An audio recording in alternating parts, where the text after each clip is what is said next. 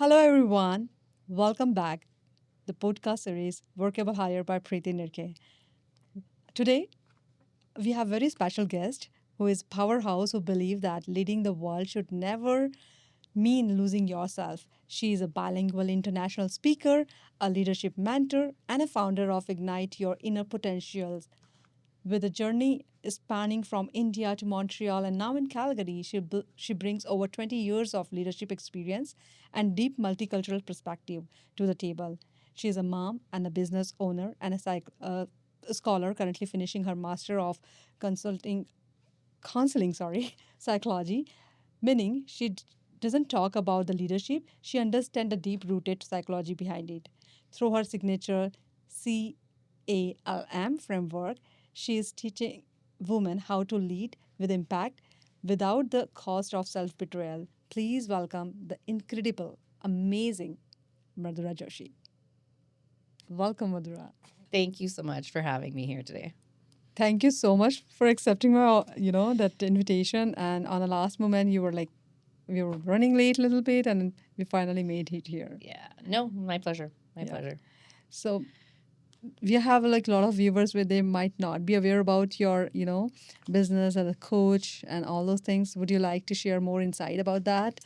Absolutely. So I've been in business. It'll be 10 years in July. Mm-hmm.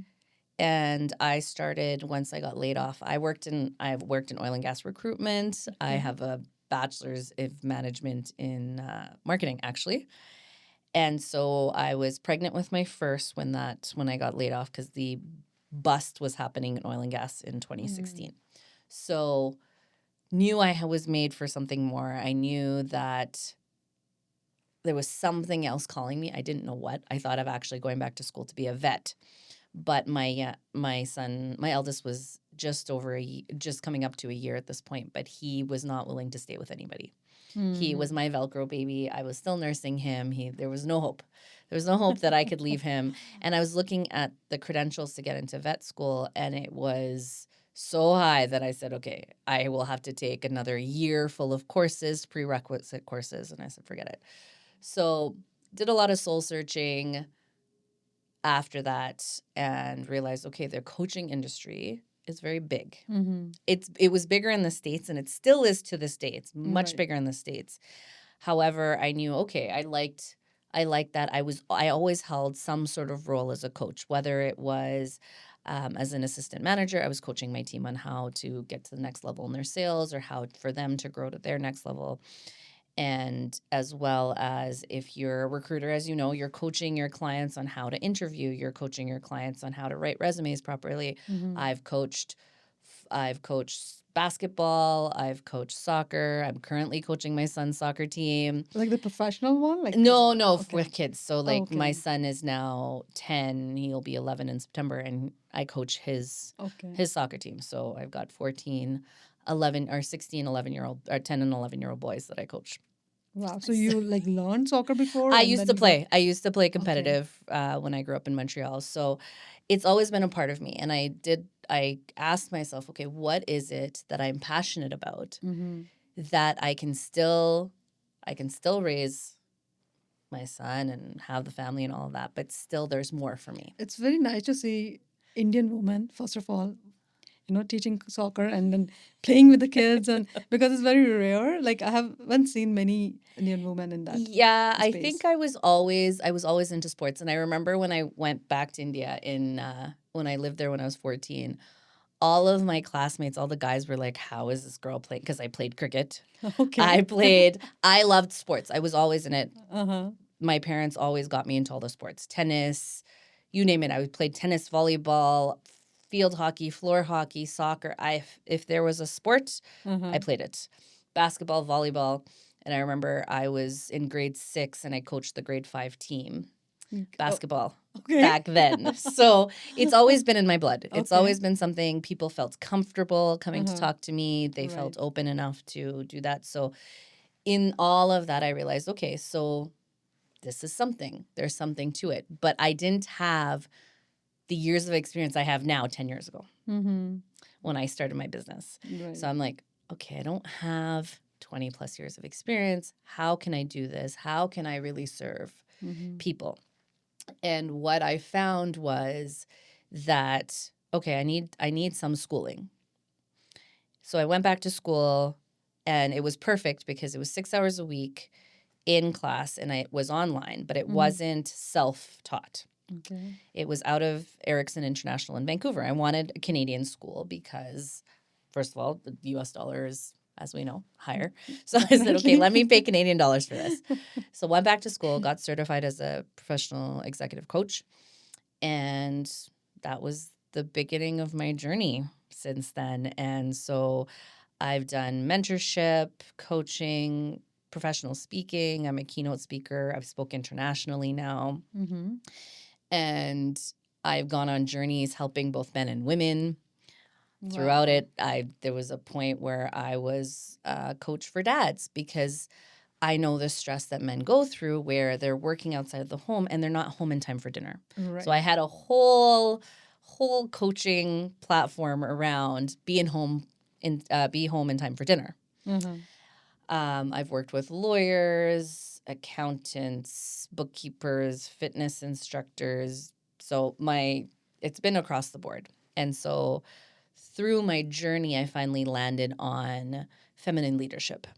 Okay. Because I saw myself and the journey I went through and how I had abandoned myself, not because I wanted to, nobody wants to, but as culture dictates, when you're a woman and when you are running a family and all of these things, you kind of are told, be seen, not heard. Don't rock the boat. Don't say anything. Just be in the background. And you keep everything together. Yeah. You keep everything together. It doesn't matter what's going on. You just zip your mouth and you keep moving. So I had lost my identity as a mother in that process. And it wasn't until I realized I was at pretty much death's door that I said, okay, something needs to change. And when that happened, that's when I realized, okay, this is what leaders are dealing with in today's day and age as women, especially women of color, immigrant women. This is what we deal with because society dictates. Our families have told us. You see this from your parents and your grandparents, but it's not because they wanted you to do that. It's because that's how they were taught. So it's really hard to teach what you don't know, in a sense.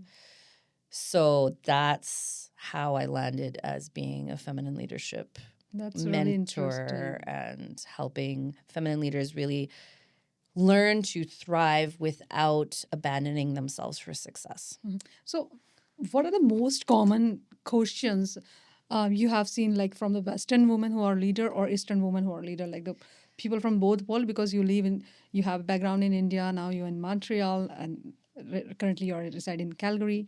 So you have seen the three different places, right? And you come across, like as a student, you have different colleagues and classmates and all. That's a different life, story. Now you are more with the professional and the high profile people, and then people who are struggling to a time management, maybe a small staff.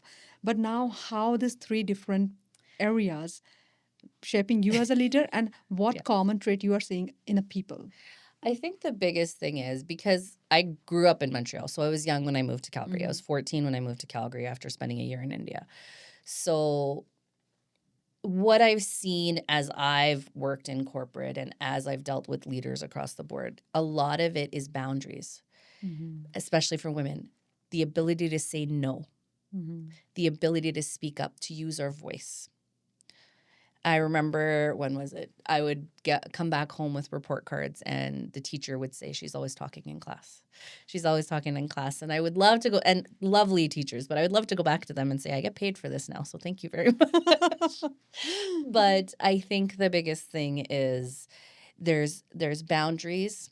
A lot of women struggle with taking up space.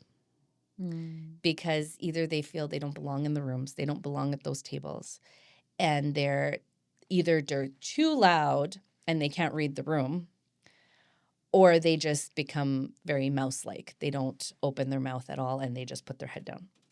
And there is a time and place for it. And I think what happens is when you bring Western culture where people, especially in Calgary, I find it's very passive-aggressive. It's a very passive aggressive culture because Canadians are known to be polite. Right. We don't want to rock the boat. Everybody wants to be polite. We don't want to say anything Mm, because they yeah. don't like confrontation. However, if you're coming from a different culture, being very straightforward and blunt Mm-hmm. is what people are used to. So they bring that here Mm-hmm. and they don't know how to read a room. So someone will say, "Oh, I suggest you do this." It's not a suggestion. It's please do this, but they're saying it from the perspective of I suggest. Right. So the person who's receiving that feedback is thinking, "Oh, okay, it's just a suggestion. I don't really need to take it." Right. Not realizing that it's not a suggestion. They're just Stop being it. polite.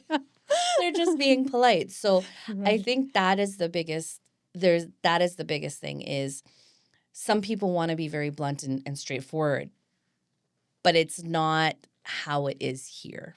Right. The culture is very different. And I see like when people come from different part of the world here, they are not trained or educate. Like, there should be like transition courses. You land here, there is some program you can enroll and then get to know like what is a vocab or conversation style is here. And then you can adopt because if you go to work and you don't know, that there will be issue then, right? There'll be a huge issue. And also, I think what happens is the Canadian culture gets missed. Mm-hmm. So I had this same conversation in a previous podcast about how if you're coming here from anywhere in the world, Mm-hmm. get to know your colleagues outside of work.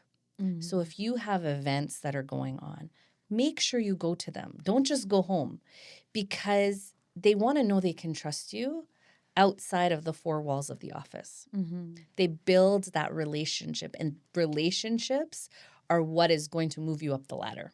Mm-hmm. Because if they don't know you, they're going to give it to the guy they know or the woman they know.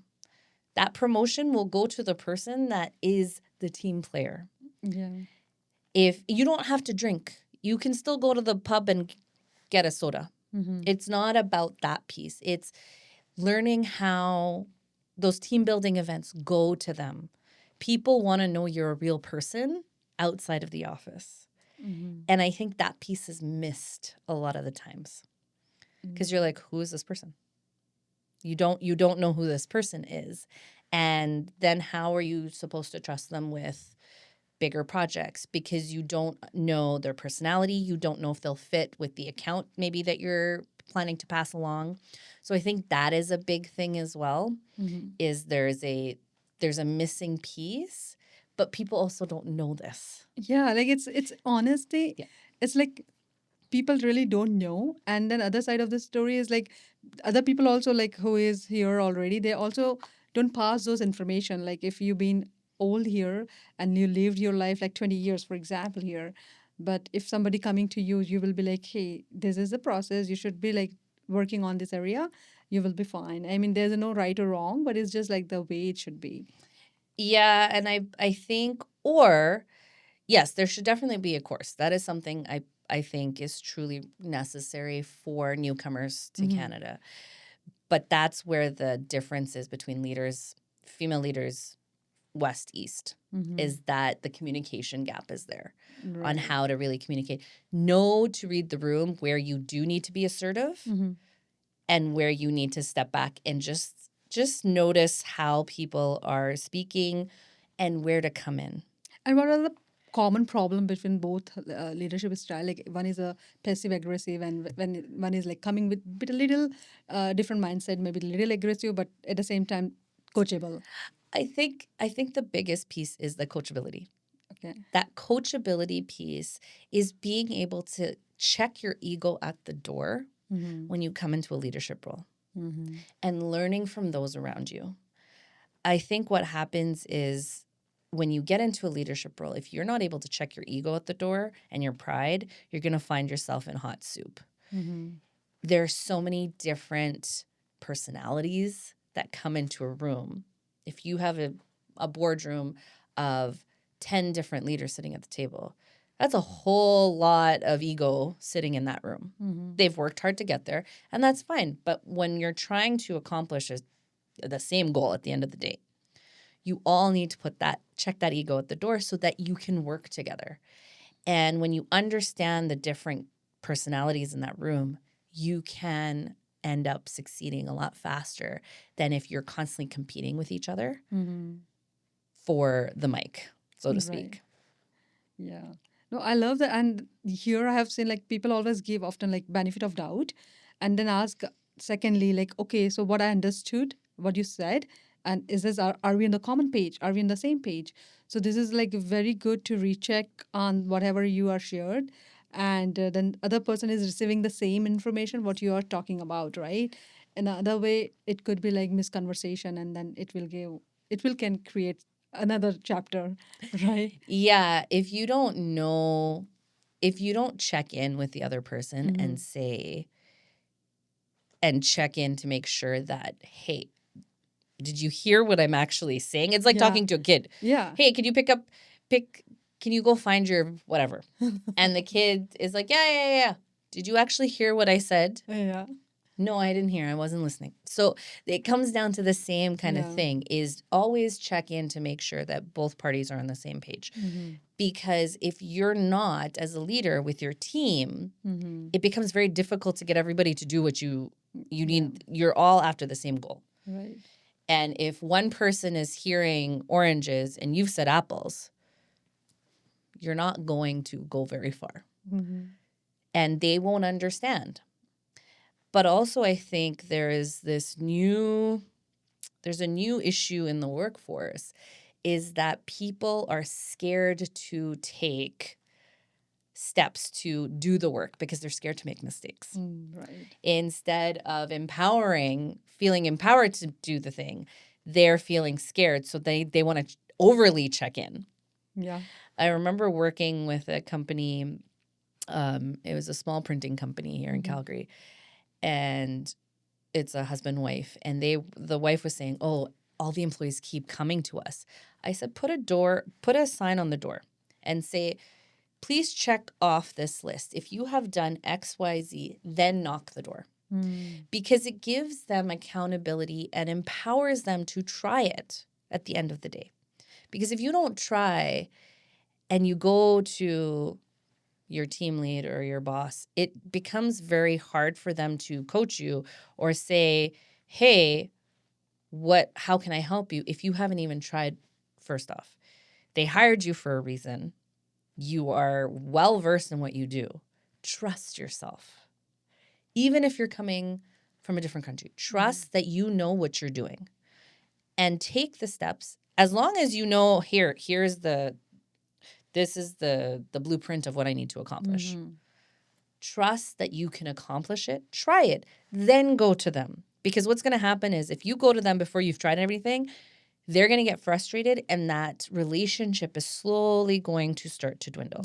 But the setting the boundaries, right? So the priority should be like when the person is already, working and then they see the traits, they should be have like normal, like, information, like rather than creating something and at the end of the day, this is like exhausting me now. So in the first place, they should have Yes. set at the boundary so other person can know, okay, this is or maybe in general conversation rather than showing, just I think I'm super busy nowadays. I think I need to do so. Other person is listening, like what's going on. So it should be like very smooth conversation, but the concern will be addressed in a way it should be. Absolutely. Right. Yeah, and I think if you set the expectations off the bat with Yeah. anything, Yeah, whether like- it's a relationship, whether it's work, if people know what to expect, Right. you're not going to find that they're disappointed. Yeah. First you're giving the access, and then you're thinking like how to stop. So it's like you created Yeah, actually. you created the problem of that because if you don't have a boundary in place, and then all of a sudden you're like, okay, I'm setting this boundary, you're gonna get a lot of people that are mad at you. I think employer, but at both the same time, they both are learning because nobody like come with a manual, right? Yeah. Because like now we are running these things, we also learning the process, right? Absolutely. Like punctual, be on time, have a script ready, have a talk ready, right? That's kind of thing. And if anything go wrong, we go back and then okay, this was missing, and we have to work on these things, right? Absolutely. So that's learning is ongoing, I would say. So in 100%. application. 100%. I think you have to constantly evolve Right. in anything you're doing. Right. Whether you're an entrepreneur Mm-hmm. and you're leading in that sense, or you're leading in the workforce. Right. If you are not constantly evolving, you are dying. Mm-hmm. And you've seen it with the age of AI. Right. You've seen Blockbuster, if you've been in Canada long enough, Blockbuster, a lot of and that I use that example because for so long we would watch movies, you would go to Blockbuster and you would rent. Right. Now, because they chose not to change, Mm-hmm. they're out of business. Mm. So the same thing goes for you. If you do not constantly choose to improve yourself and grow, you will also be by the way of It's Blockbuster. you have like before we had this Twitter, now that's X, right? There's all kinds. So Yep. there's a lot of examples, right? So there's you can be replaced, but you have to be keep learning whatever situation is there, right? So it's like keep involving yourself. Now I feel during our parents' time, progress was easy. It was like not much of information outside, but still the progress was they are moving, they are doing, and the competition was like constant. There's like not everywhere you will seeing because now we are living in a visual world. A lot of Instagram, a lot of things are happening, and social media is putting all the people. They are super intelligent. Like it feels like everybody become intelligent nowadays, right? So so it feels like we are overwhelmed with the information now. Now we have to pick what is the right information for us. Yes. Maybe everything is right, but what is right for us now? Yeah. Right? So we have to pick that information. So how when you see the leader at first, like there's a lot of events, galas and all, everybody dressing nicely and everybody is showing up like in their best way. But when it comes to turn out the coaching, everybody have the same issues like most of the time, right? So when we see leader, we see people like especially women, if we call leader, we see as an alpha woman, right? Yes. So those alpha women, we have a perception in mind that they will be very noisy, very loud, and then super authoritative, and Yes. that kind of things come up in the mind. So is this a myth or it's actual true? I think the alpha woman has just been taken out of context a little bit because a strong woman is an alpha versus a beta. If we look at that, that's why they call it the alpha male, alpha female. Someone who is they know who they are. They're very on point. They're courageous. They're confident. That is considered an alpha woman. Yeah. But it doesn't make her the B word. It doesn't make her, but she'll be pegged in that. She'll be put in that box that, oh, she likes to cause problems. Who does she think she is? Because people are triggered by that word. They think that it's too much. But in fact, it's just they wish they could be that person. They wish that they had the courage to stand up for what they believe in. And so they start to name this woman who knows who she is, knows what she wants, in the very bad light.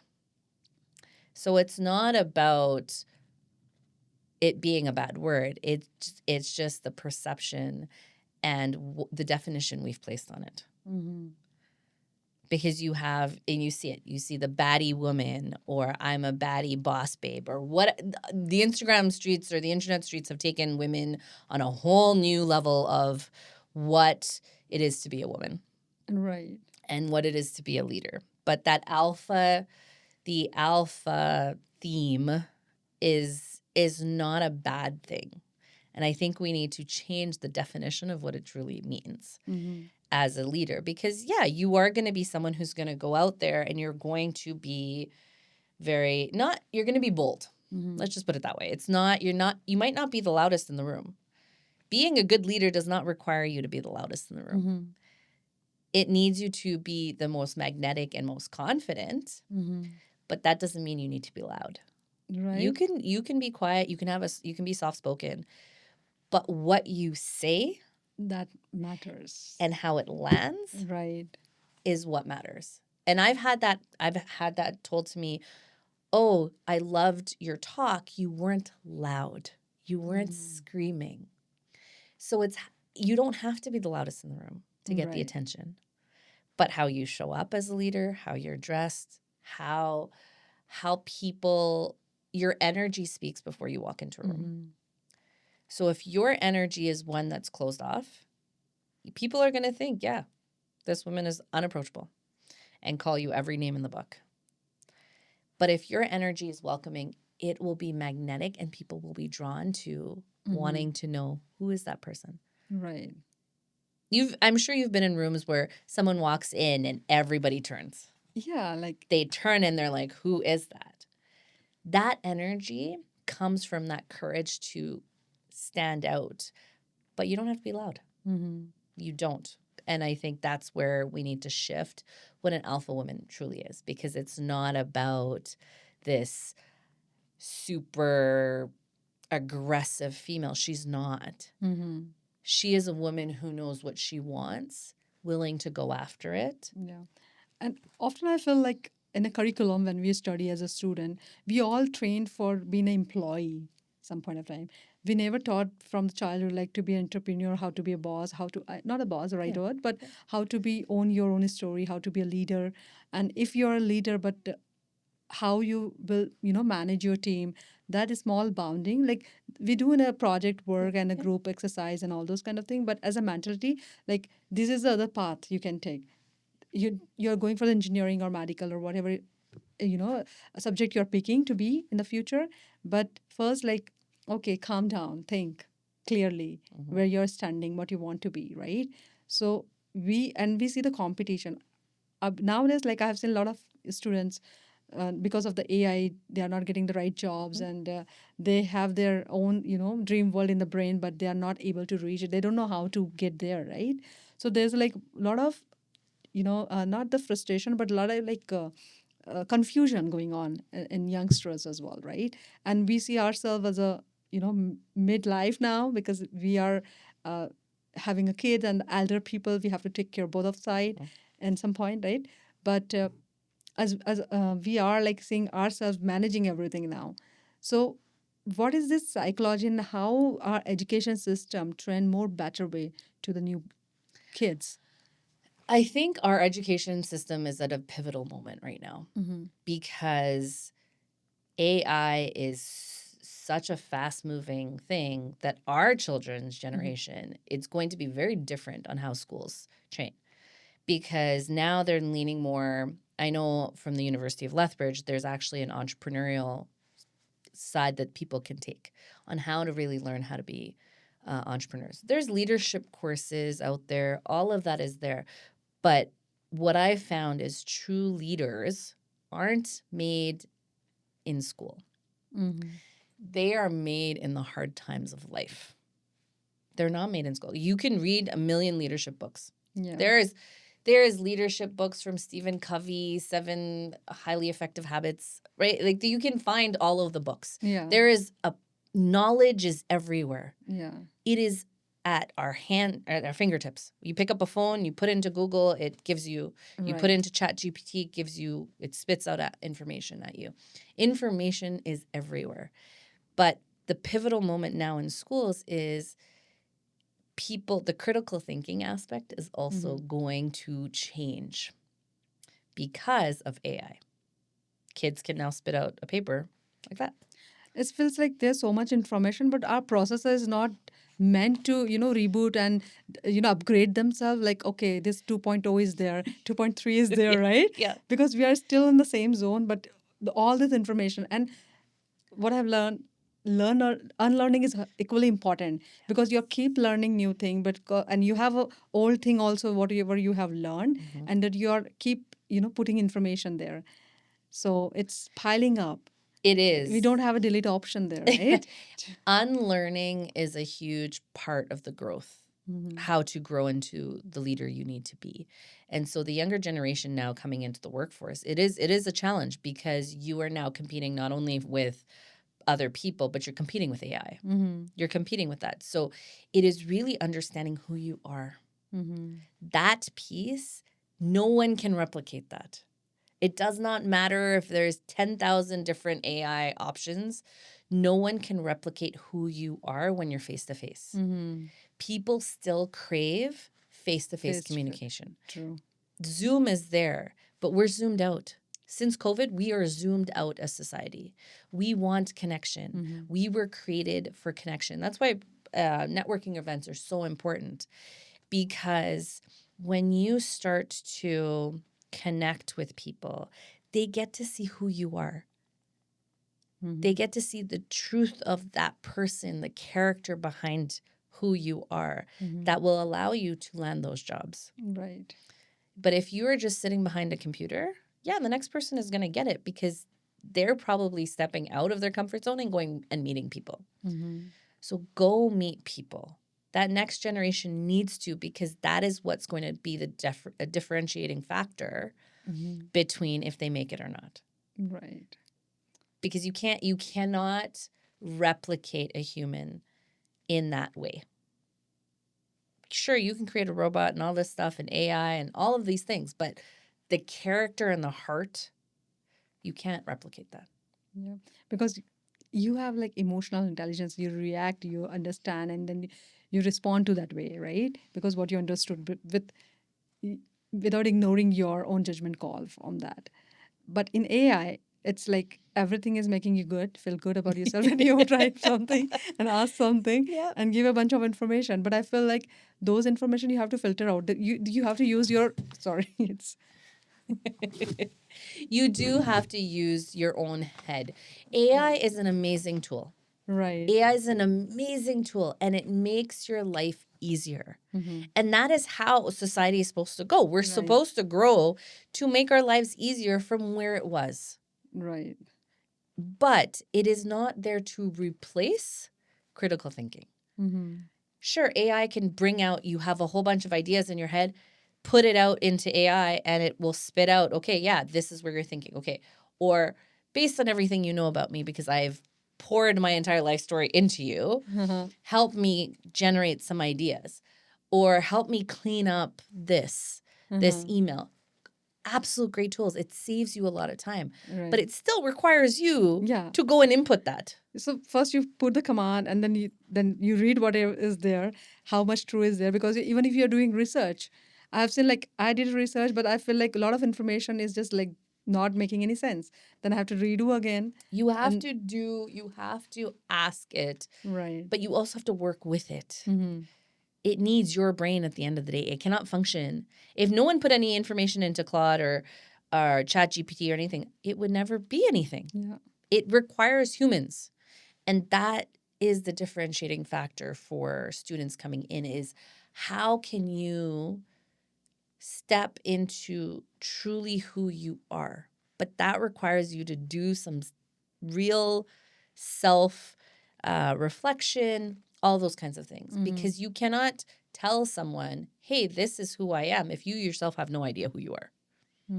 How you process, like you working with a lot of people who are like different domain and different industry, coming from like different kind of backgrounds, and when they share something with you about their own working and all those their struggles and challenges, how do you process this information? Because in the end of the day, you're human.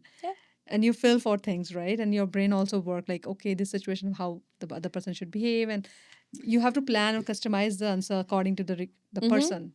So how your brain function in that way? So it's very bespoke, obviously. Everybody's lived experience is different. And that has been, I feel like, my given gift of being able to decipher what they're really needing and allowing them to see it from a different perspective. So whether it's time management, because they're coming to me saying, I'm exhausted, I'm working all the time, you don't have boundaries in place. That it's a direct correlation to setting proper boundaries and learning to say no. Are they the people pleaser? Yeah. Because that usually, when someone says I'm tired and I'm working all the time, from all the experience I have, I know it's because we are people pleasers. Yeah. Who don't want to rock the boat. We want everything to be kosher. So we say yes to everything. Yeah. When inside our brain is screaming, hell no, I do not want to enter this room, but I'm doing it because I don't want them to not like me. We have been conditioned in such a way that everybody should like us. Everybody should like us. And I think that conditioning has hurt so many people. Right. And so depending on what they come to me with, I can then look at it and say, okay, what is the true what's the true solution here? What are you truly looking to achieve? Is it that you want more time? Is it that you want to feel more at peace? What is it? Mm-hmm. And really digging into that root um, meaning of what they want, like what is it that you truly desire, that desire. Mm-hmm. Then when you know what your desire is, then you can reverse engineer to Mm. achieving it. If you Right. say, I want a corner office in 5 years at a law firm, okay, great. Is that partner or is it just before partner? Mm-hmm. Okay, it's just before partner. Great. In order to achieve that, what has to happen now? Who do you need to become? It's an identity shift. Mm. And I think that with any type of success, it starts with your mind. Right.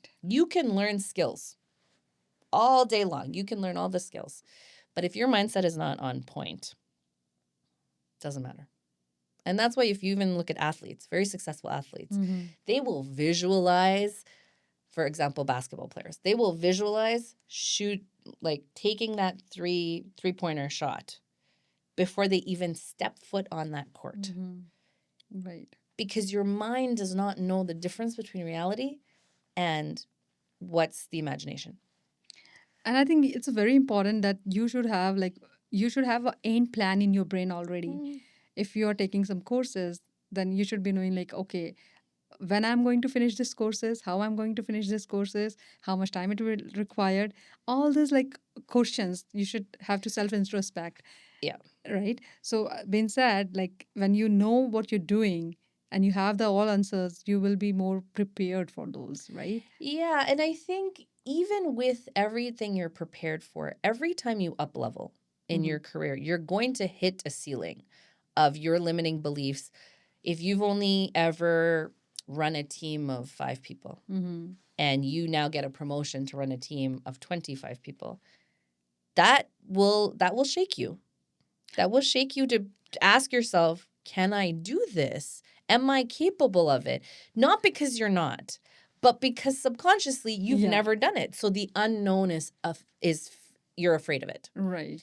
And so yeah, as we go back to the question you'd asked me before around we are never taught to be entrepreneurs or leaders or anything like that. Yeah.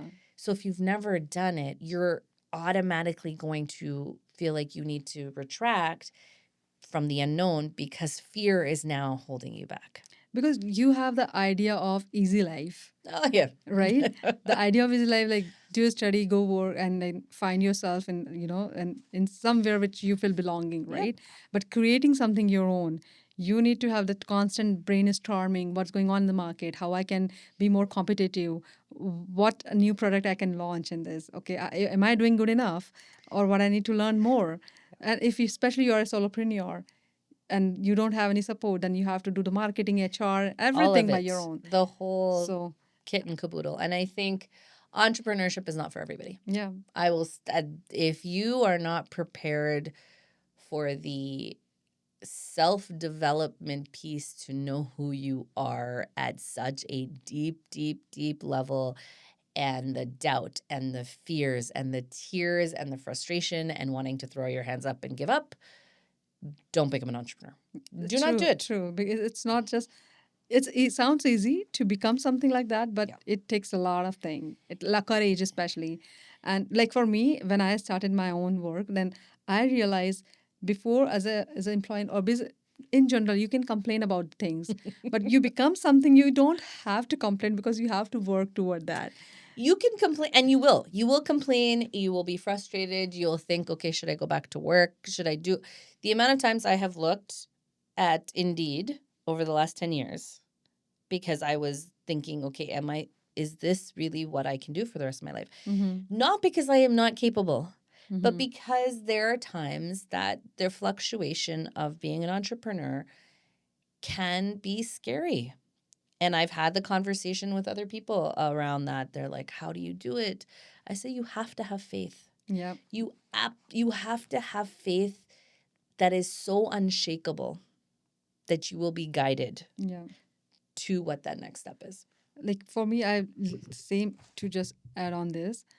you have to like literally unlearn because Mm-hmm. you might have good habits, but you might have some bad habits too, like time management, punctuality, and small stuff, right? You cannot think about that in the previous life, I would say, Yeah. when you're not doing this work. Yeah. And now everything becomes very important. A small piece Absolutely. of work, time, and how you will, personal life, professional life. The time management, this is a really big topic, Yeah. and we can have another podcast on this one because I especially say like a lot of people juggle with that, and some people are very, very good with that. Mm-hmm. I have like really good friends. They are doing a lot of work, but at the same time, they're showing up in the social gatherings and stuff like that. Yeah. But beside that, on their professional side, they are also rock stars. So, Time management is is one I think everybody struggles with. I don't think anybody has time management down pat.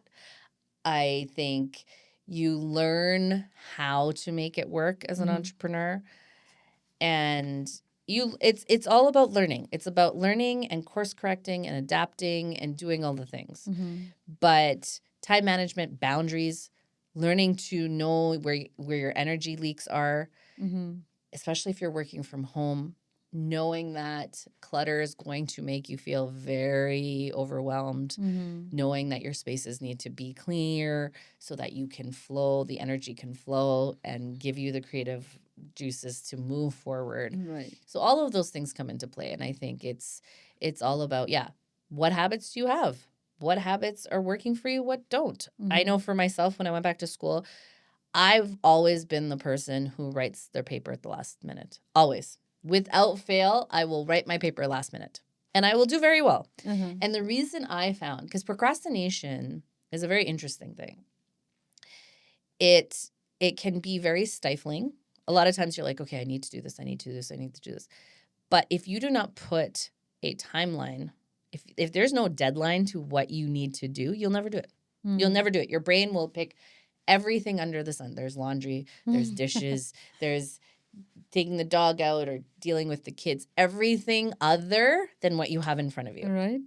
Because you don't have a timeline. So your brain will go to the easiest possible thing instead of what's in front of you that actually has to happen.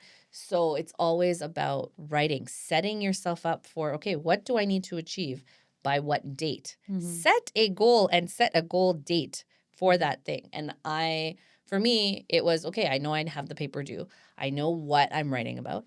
And then I would write it. But I found if I took too long on the paper, then I would overthink it. My focus went through the roof. If I knew, hey, I have this paper due, I have this amount of time, and I would work on getting references and like look up, okay, does this work, and start. But I would really not sit down to write it until the night before. Or the day of, like that has always been me. That has always been me. And it works. Yeah. It works for me. Is it for everything? No. It's not for everything. If I have a talk coming up, then I need to know, okay, if I have a table, what has to be on that table? Do I need to get anything printed? Is that all ready? Because if that is not, then I'm stressed the night before. And then I'm not at my best self for my talk. So it just depends on, but that comes with knowing who you are. Okay. And knowing, hey, this works, this doesn't, and going from there. Right. So when I was doing your introduction part, I learned, and I was reading a lot of things about you, like on social media. I watched your, Instagram reels and all. You're very proactive and talk real stuff, which happens generally, right? You also mentioned in your bio calm framework. Yeah. What is that? Like, So the CALM framework is a framework that I use with all of my clients for almost 10 years now, and including myself, but I didn't actually have the framework. So it would be something that I would talk about, but I never created it. So it came recently. It's clarity, adaptability, legacy, and mastery. So clarity is when you're clear on who you are and where you want to go, it's very easy to then take the steps. It's then easy to know how to promote yourself, how to, if you're in a networking event, how to say what you do. But if you don't know who you are and where you're going, it's very hard to then get there because you don't know what steps to take. So that clarity piece is key. And then the next one is adaptability, as we mentioned. If Yeah. you aren't constantly willing to change and shift, you're going to fall by the wayside.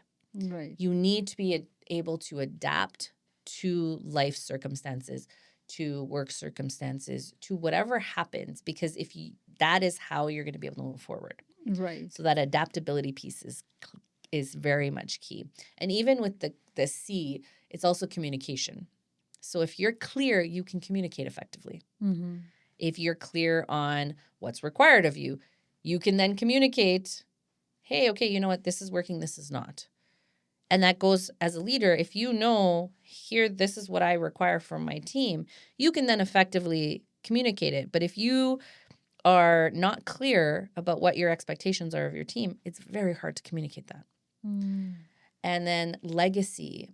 And this one, based on life and everything that's happened in my life, I have always come from a place of how do you want people to remember you after you're gone?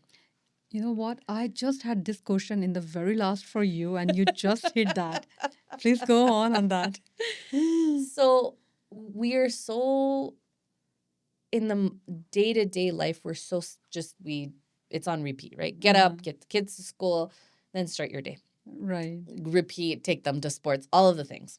And so for that, it's when you leave this planet, you're gone. Mm-hmm. Are you leaving the planet better than when you arrived? Mm-hmm. Or are you just going to disappear into thin air with nothing left of you? Mm-hmm. What do you want to be known for? Do you want to be known that you had a Nobel Prize? Do you want to be known that you were an amazing human, that you were there for people, you were dependable, that you impacted people for the positive? How do you want to be known for? What do you want them to say at your eulogy? And start living your life like that now. Because so often we don't. We don't. We're like, oh yeah, I'm just going to go on. We always try to see somebody else succeed rather than we trying for it. And I think that also comes back to, especially in Indian culture, there are entrepreneurs, but it's not as common. Our commonality is here, become a doctor, lawyer, engineer, get a job, get married, and that's the life. Because we're risk averse. As Indians, there's a lot of risk, and Indians don't like it. We want safety and security and stability, which is great, but that's not for everybody. There's a lot of people with big dreams, and it's those that have the courage to step out into it. So I think that's where that piece comes in. I feel I was reading somewhere, it says like only 5% in the world people are the entrepreneur or something. The number is like 95 people are still relying on that 5% people, right? Or maybe it's like if the startup model is like growing up, right? So much. But it's like all about like you think one idea, there's already 10 idea there in the 100%. similar process, and everybody is running for some kind of somebody looking for investor, venture capitalist, and all those kind of people, right? But it's still the trusting and creating the trust. It's a big deal. But that comes from trusting yourself. You have to trust yourself and believe. That inner belief system has to be so strong. And if you don't have it, borrow it. Find yourself a mentor. Find yourself a coach. Find someone who's done it before, because you can borrow that belief that they have in you until you get it. Whether it's a book, a podcast, mentor, find a way to get that piece, because that is what's going to help you. Because society, family, everybody, because they've never done it and they want to protect you. And so they might not get what you're doing when you go down the path of entrepreneurship. And they won't understand your ROI. They won't understand what you're truly doing. And so you might hear a lot of negative comments. You might hear that, and it will scare you. I see like most of the like self-doubt movement from the other people's mouth, like who are the entrepreneurs. The product is okay, they are doing fine, but it's still the self-doubt is there, because what if I'm not thinking the same thing tomorrow? Maybe I think like, oh, more advanced thinking. So what I'm doing today maybe not making sense tomorrow, right? So that kind of self-doubt people more often have, or maybe you come across a lot of entrepreneurs already. I do come across a lot of entrepreneurs, and I think self-doubt is going to be there regardless. You're always going to doubt some part of it because as the world evolves, you're trying to catch up. And every day is happening. Every day it's happening. The way that we ran our businesses 10 years ago is not how it's happening now. Yeah. It is a very different world. And trying to catch up and be like, okay, how do I now navigate the streets of the internet? Because you have to be online. You have to have a brand. If you don't have that, it's very hard for people to know, like, and trust you. People need to know that you're going to deliver on what you say. And so that leads into the mastery piece. You have to master your art, whatever that is. And really, it's mastering yourself. If we look back It's at a that. process. It's a process. It's the woman I was 10 years ago is not the woman I am today. I wasn't even 2 years ago when I started my master's to who I am today, even 6 months ago. If you look, you will see people who've seen me. They're like, you are not the same person you were 6 months ago. Not even 3 months ago. You are constantly evolving, and that's that mastery piece. When you make it the goal of mastering yourself, everything else starts to fall into place. Right. It might look like it's not happening. You might be putting in the work and you're thinking, when is this going to land? When is this going to happen? When am I going to hit that big breakthrough? Yeah.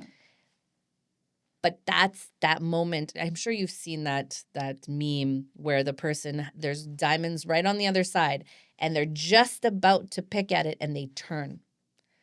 Your breakthrough is right there. Yep. And we, because society, our fears, our doubts, whatever, take us out of the game before we've even made it. If you look at some of the most successful names, Disney, KFC, all of these big names, the amount of rejection they got, hundreds, if not thousands of people rejected them. And now they're some of the biggest brands in the world. And I think we need to fall in love with rejection. Not because it's easy, but with every no, you get closer to your yes. Yeah. And you know, at the end of the day, when you have so many rejection or your plan is not succeed, whatever is the reason, you learn how not to put much attention to those noises rather than just keep going on. You have to keep Because going. in the beginning you affect with those comments, right? And then you later realize, okay, these are just the people and they have their different ideology, or they are just the customers. We are probably not serving, but this address is also valid, whatever they have a concern kind of thing with your product. But let's follow this, as a feedback and just improve your product. Or you just, I remember it was, oh my gosh, early on in my career. I want to say this was probably 6 years ago, 7 years ago now. And I remember it was a real estate team I was working with, and they said to me, "Oh, your prices are too high. Your prices are too high." And they had agreed to something, and it was a mistake I'd made on my end in the sense of I didn't take payment before. So note to self, always take your payment before because those sometimes you'll end up having a back and forth, and sometimes people don't necessarily sign their name and read what they've signed to. And I remember feeling very defeated because they were like, "Oh, no one's going to pay you for these kinds of services, this, that, and the other, and it's too high price," and all this stuff, like fully tried to manipulate and all that. And I said, okay, fine. I went then to close one of my biggest deals after that. And so you have to use that as your fuel. You have to use that as your fuel to say, you know what? There are people that are going to pay, and they're going to be the right clients. These ones that are haggling over small chump change, because it was just like a one-off session, and it wasn't even that. I think it was $150 or something, and it was for 3 or 4 of them. And I remember thinking to myself, do I really want to work with them? If they're going to get the session and then haggle and say, oh, well, this is not what I agreed on. And I even said, this is what you signed. This is what you signed. And then to hear, oh, no one's going to pay you. It hits hard. But after that, I was like, I'm not going to let them stop me. Mm-hmm. And it moved me and it kept me going. So this is like very powerful conversation because other people don't know other people's story, like in a common ground, and they have a self-doubt moment. So this, I think this kind of a story should be flowing more in the social media because other people will say, okay, failure, rejection is a part of to being something else. 100%. Then We don't talk about rejection. And I think I did one recently about like failure, but I will do one about rejection, is that rejection is not something to fear. mm-hmm. Rejection is something to actually be excited about, because every rejection just means, you know what? I'm closer to the people there's 8 billion people on this planet. 8 billion. You're going to get rejected by somebody. Rejection is part of it. And Right. it's sometimes it's a way of being protected, because sometimes we think, oh, this is what we want, and we get that no, Right. but it's actually protecting us from something we didn't see. Right. And so we have to take all of those, saying, okay, you know what? Fine, that's okay. I'll move to the next. And it gets easier with time, Right. because that's all noise. It doesn't Mm-hmm. mean anything about your service, doesn't mean anything about who you are. And I think a lot of people take rejection to mean there's something wrong with them. Yeah, it's very common trait because do, okay, something is wrong with me. That's why I'm not getting it, right? I'm not So- getting it, or they see something wrong with me and so they're rejecting me as a person. No, they're not rejecting you as a person. They're rejecting, either they haven't seen the value, or it's not now. It's not the right time now. Yeah. And that's okay. So move on. I had this conversation with somebody else before, and I said, like, when you apply for the job, and there are 300 candidates for the role, and only one person will get the job. To 299 is not that they are incapable for the doing the job. Maybe they are not applying for the right job. Maybe they are not located in that area.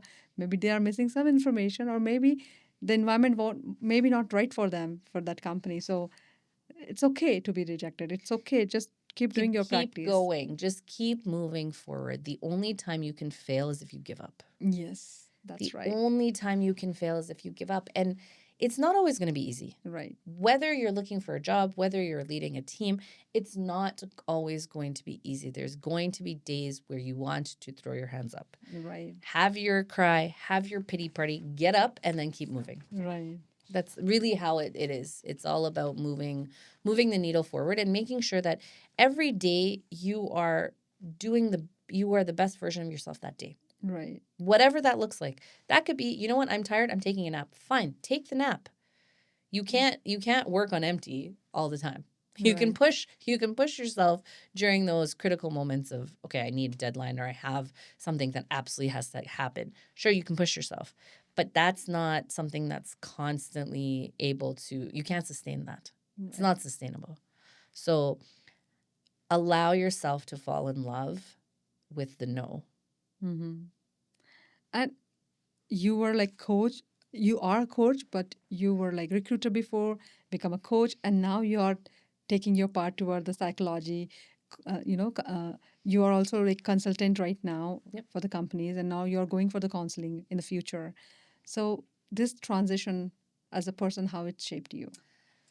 I think because coaching has taught me that there's a very fine line between counseling and therapy and coaching, because people will bring everything to the table when they have a coach.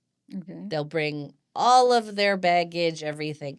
And I realized that, okay, you know what? I want to be able to guide people Mm-hmm.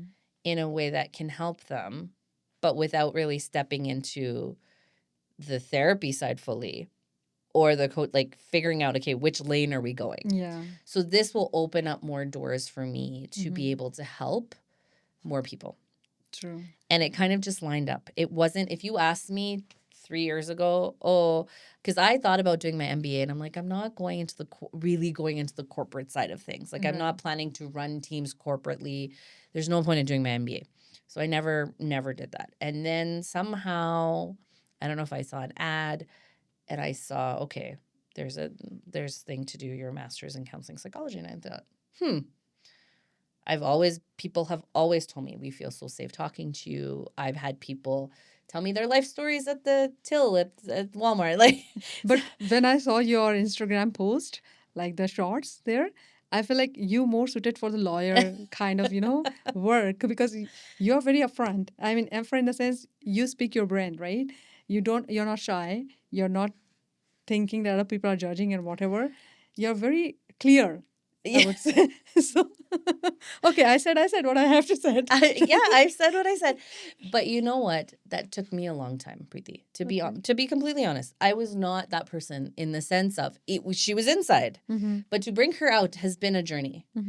I only really started to speak my brain more so than ever before in the last, I want to say, 45 days. I will say this on stages. I will say this in person, one-on-one, but to actually say it on screen has taken me doing this challenge. So the whole part about this is say it anyways. So getting people to see that side of my personality.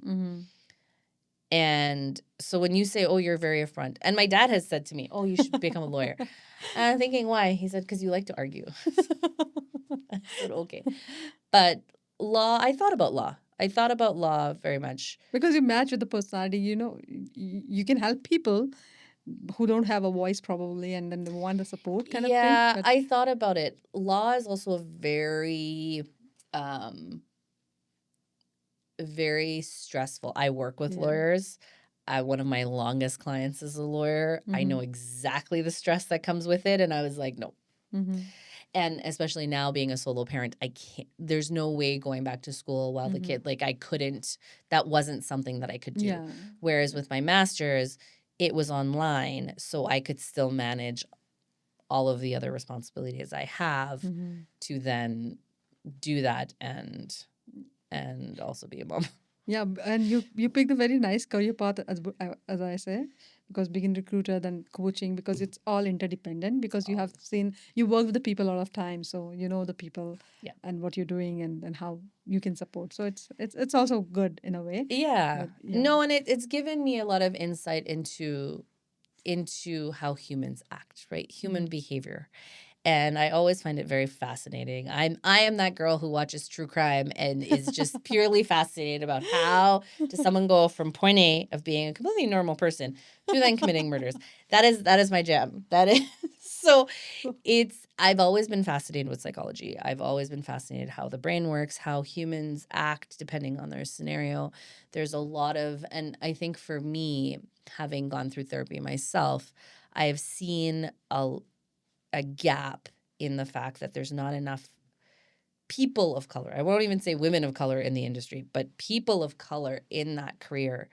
And there's still so much stigma associated with mental health, especially in the Indian culture and other immigrant cultures. And we need to start changing that. And so I'm very passionate about that, to change that dynamic and start getting people the help they need, because therapy doesn't make you weak. Getting help does not make you weak. It actually makes you strong because you have the emotional intelligence to say, hey, you know what? I'm not perfect and I have my flaws and I need support. Having support doesn't say, oh, I need support, therefore I'm a weak human being. No, in fact, you're stronger than 95% of the population. I heard this terminology therapy recently, like 2019, I would say after COVID, it's become very popular.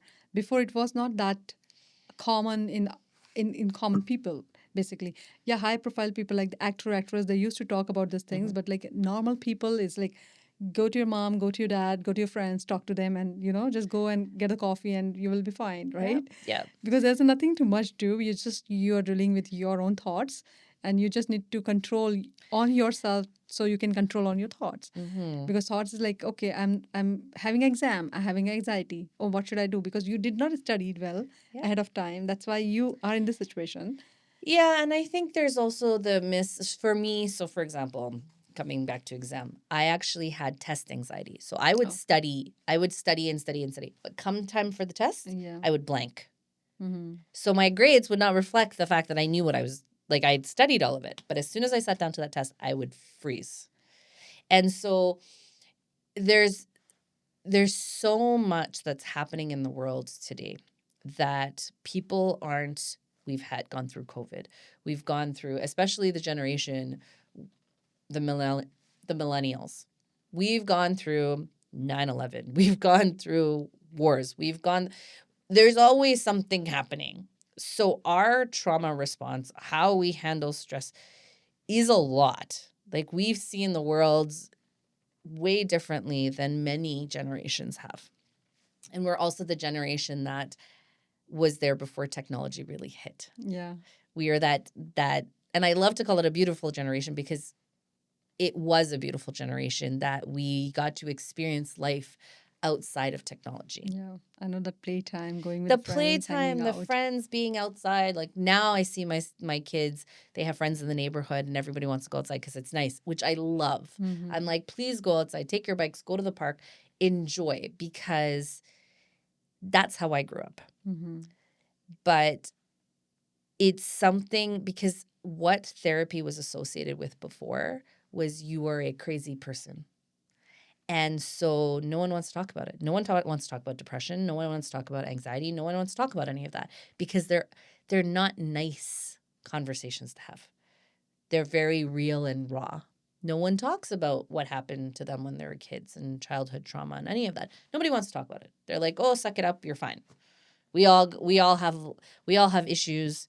Just deal with it." That's how it is. However, there are a lot of unhealed people who are taking all of those traumas that they've not dealt with and taking it into the workplace, taking it into being a parent, taking it into their business, whatever that looks like. Mm-hmm.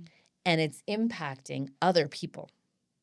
And so that's why, yes, therapy is coming more and more, but mental health, there's still a huge stigma around it. That, oh, especially for men, if you're a man, you should suck it up. And we saw the tragedy that happened in Calgary very recently, where That's so where so sad to see. someone who needed help Mm-hmm. probably was told, "You're a man, suck it up." And so that's why I'm so passionate about, because we need it. This is no longer a scenario where, oh, it's a nice to have. It is a need that there is a huge gap in it. Yeah, it should there should be harmony in everything, and then peace and respect for the person, Absolutely. and just listen with the open heart and open ears without judgment. But that's Yeah, where the issue comes, right? it Judgment just based on lived experience, judgment based on culture. It is how generations have been brought up. I'm glad that you are doing this course, so more people can get benefit if, in the near future if the need. Yeah, and I Right. think and I think more people need the conversations have to start. Yeah. And that's where I want to Yeah, it should be like normal. Like people say, oh, this is a normal. This is not something yes. taboo or something, Mhm. like elephant in the room kind of thing, right? So it should be normal. We need to normalize that seeking help is Mm, okay. yeah. It doesn't make you a less than if you do it. But people still associate, oh, that's a crazy person. A lot of people using AI tool nowadays, I heard, like for this, Yes. and a lot of people getting advice from that. But that's It's so not. bad. It's not It's meant so for bad. that. It's fine if you're like, okay, help me. I'm feeling a little like AI for example, we have at Yorkville, you can TELUS has a mental health thing, Mm-hmm. and you can text back and forth with somebody. Mm-hmm. That's a great tool. If you're going to AI and saying, "Hey, I have a million things to do right now. Help me organize because I'm feeling overwhelmed." Absolutely. Fine to do But it. do not there AI has gone in a completely different direction. I read or I heard something where AI told a child, "Oh, hide the noose." And he ended up killing himself because he was screaming for help and he was using AI to do it. He had said, "I want to leave the noose out so my parents can find it and give me the help I need because he could not vocalize that he needed My help. God, that's So so that's bad. where AI is very scary in the mental health area. Is it true? Yeah. Yeah. Wow. It's there. It's not Then helping the scenario. the People, people or parents who are, letting the kids use these tools need to monitor. they need to monitor it. They also need to have the conversations. Yeah. They need to have conversations around, hey, you need to, let's go. If having open conversations about a lot of things allows your children to feel safe Mm-hmm. to then come to you if there's a problem, and then you can get them help. You can get them to therapy. You can get them what support they need to help them navigate what's going on because they're dealing with a whole other world we never dealt with. We never dealt with an outside world of cell phone and technology. When we Yeah, came constantly home, somebody with you, like on the phone, yours. yeah, you would There. have a cell you didn't have cell phones in high school. Yeah, yeah. None of that was there. Social media was not present. So you would have a pause around, hey, this is if I'm getting bullied at school, I can leave that and come home. Mm-hmm. And now you don't get to pause because it's I get bullied at school and I'm coming home to it on my phone. So kids, there's no safety net. Mm-hmm. So having those conversations around self-esteem, building your children up in that comes back to how you're leading yourself. Because when you lead yourself, you can then lead those around you, your children, your spouse, your community, but it starts with you at the end of the day. True. Very important conversation. And before we end up, you already covered my last question about that, like how impact you want to make in the society, which you already mentioned. Um, I have some fire round for you Yeah. here to make it is a smooth conversation in the end. So you mentioned you lived in Montreal and Calgary. So which city has the better coffee shop? That's a hard question to ask, but I'm going to say Montreal because, yeah, Montreal. Montreal, just the cultural diversity in Montreal compared to Calgary's come a long way. Calgary's come a long way, but coffee in Montreal, from what I remember, my mother telling me because I was very young at the time and wasn't drinking coffee, was definitely way better than it is in Calgary.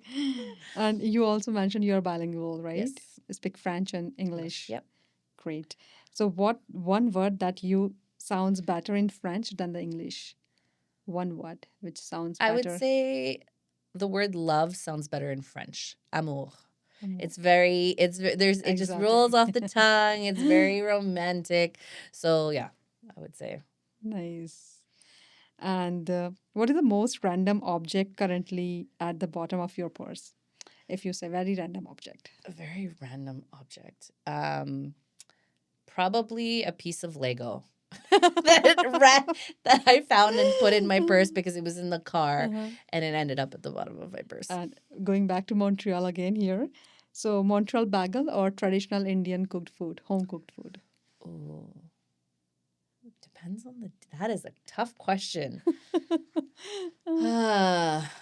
Montreal bagel or traditional Indian home cooked food? So tough. Depends. Well, it depends on. Okay, Okay. this is where it'll be. Mm-hmm. If it's in the morning, it would be a bagel. Okay. If it's dinner time, it would be Indian food. Okay. You got a very diplomatic answer I on was that. like, how do I put this? Because I wouldn't have a bagel for dinner. Yeah. Like it's not a dinner food, so that's why I'm like, well, though if you give me dosa, if it's dosa and bagel, I would pick dosa. Okay. So Okay.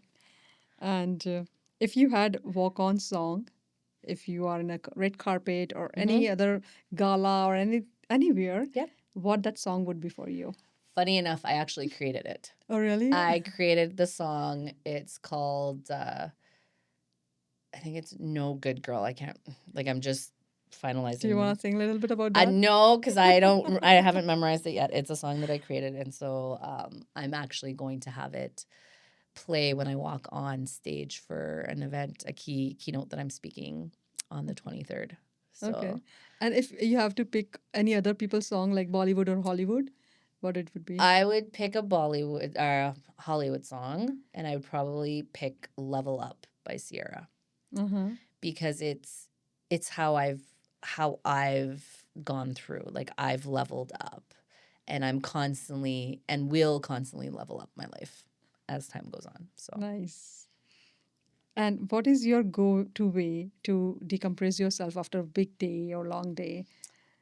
s- getting a massage, going for acupuncture, getting my nails done, The sleep, self-care. self-care, that's it. Self-care. So yeah, after any long event, that's my go-to.